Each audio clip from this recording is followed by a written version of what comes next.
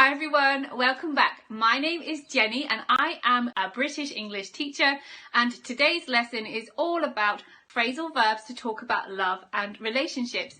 As we all know, Valentine's Day is just around the corner and it seemed like the perfect time to learn or to review these phrasal verbs. And we're going to look at phrasal verbs such as fall for, fall out, break up, walk out, get over, just to name a few of the phrasal verbs we will look at today. If that sounds good to you, stick around. Let's get straight into the lesson. Number one, perhaps the very beginning of a relationship could be chatting somebody up.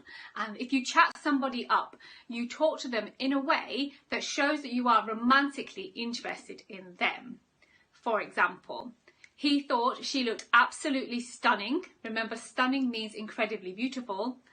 So he went over to chat her up.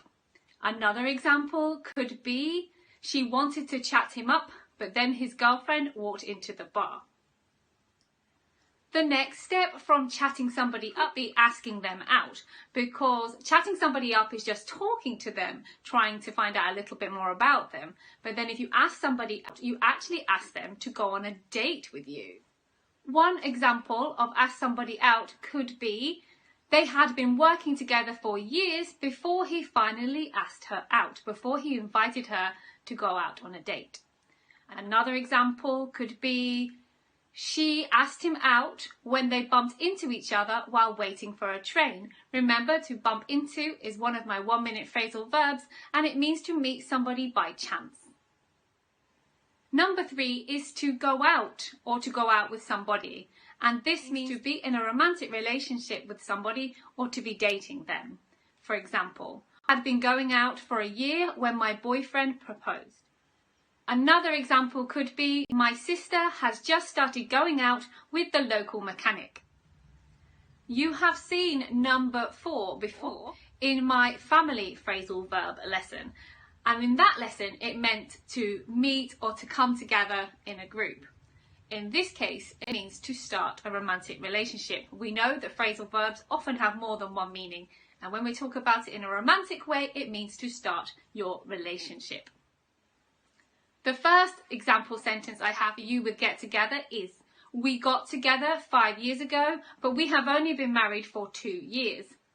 Another example sentence could be, he wishes he had got together with his wife sooner. There is the construction wish plus the past perfect to express a wish or a desire or even a regret in the past. I have a video lesson on this grammar point. I will leave it in the description box below in case you want to check that out after.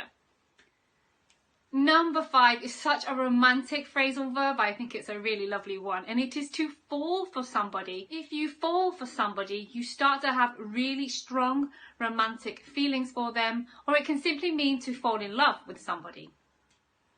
An example could be they fell for each other almost immediately, a bit like love at first sight. Another sentence could be after their first holiday together, she realized that she was falling for him. Number 6 is used to talk about when a relationship starts to get more serious and people want to live with each other.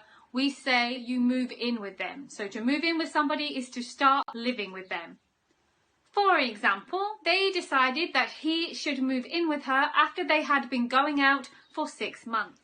Another example could be, when are you going to move in with each other? You got together ages ago. Remember, got together means started a relationship. Number 7 is to settle down. And this is to start living a more stable life, to live in one place, usually with your partner. For example, after they got married, they decided to settle down in their hometown.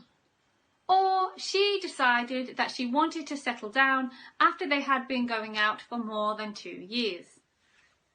Okay, now we're going to look at when things start to go wrong in relationships. And the first phrasal verb to describe that is to come between. Now, comes between you is the thing that damages your relationship. For example, they realized that their jobs were coming between them. So the jobs, maybe the long hours, something to do with their work was causing them to either spend less time with each other or to argue more. Another example could be, we have to be careful not to let family issues come between us. Our next phrasal verb is to fall out, and this means to have an argument or a disagreement. For example, they keep falling out with each other all the time. Their relationship has been on the rocks for a while. To be on the rocks is to be in trouble. If you imagine a ship that is on the rocks, it's not going to end well. It's the same with the relationship being on the rocks. There's some worry that this relationship will end at some point soon. Another example could be, she is sad because she has fallen out with her boyfriend. They've had an argument or a disagreement. Now things are really not going well. In this next phrasal verb is to cheat on somebody. And this is when someone has a secret sexual relationship behind their partner's back. For example, she filed for divorce after her husband had cheated on her. Another example could be, she cheated on her boyfriend and hoped that he wouldn't find out. Number 11 is to break up, and break up means to end a romantic relationship or marriage. For example, after months of falling out with each other, remember fallout means to have arguments, they decided to break up. Another example could be, she broke up with her boyfriend last week. They ended their relationship. Sometimes after a breakup, things can get better and the couple might make up. And make up means to forgive someone after a breakup or an argument, or to restart a romantic relationship. For example, they broke up but then they made up the very next day.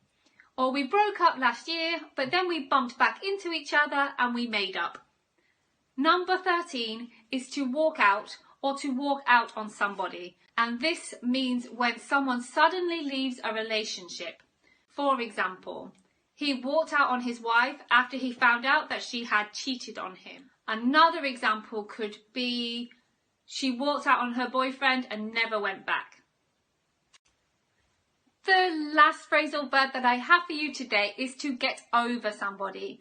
And if you get over somebody, you start to feel better after that relationship has ended. We can also use get over with an illness or anything else that's quite upsetting or difficult, and it means to start feeling better again after that difficult time. For example, she still hasn't got over her last partner, so I don't think you should ask her out yet. Remember, to ask somebody out is to invite them on a date. Another example could be, it took him over a year to get over his ex. Those are the phrasal verbs that I have for you today. I sincerely hope that you have learned something new. Fingers crossed there were 1 or 2 new phrasal verbs in today's lesson. And if there were, why don't you leave me a comment using one of the new phrasal verbs for you, and I'll give you a little bit of feedback to let you know that you are using it correctly. That's all from me today. Thank you so much for watching. We'll speak again soon. Bye.